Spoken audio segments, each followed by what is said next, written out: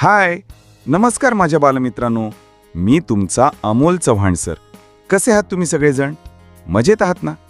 चला तर मग आज आपण इयत्ता पहिली विषय मराठी भाषा यातील पाठ 7वा राधाचे कुटुंब याविषयी चित्रनिरीक्षण करून माहिती समजून घेऊन त्यावरील आधारित प्रश्नांची उत्तरं देऊ. चला तर मग पाहूया पाठ 7वा राधाचे कुटुंब. हे राधाचे कुटुंब. राधाच्या कुटुंबातील सर्वजण एकत्र बसून जेवण करतात. राधाचे कुटुंब परसबागेत वेगवेगळी कामे करतात. राधा त्यांना कामात मदत करते.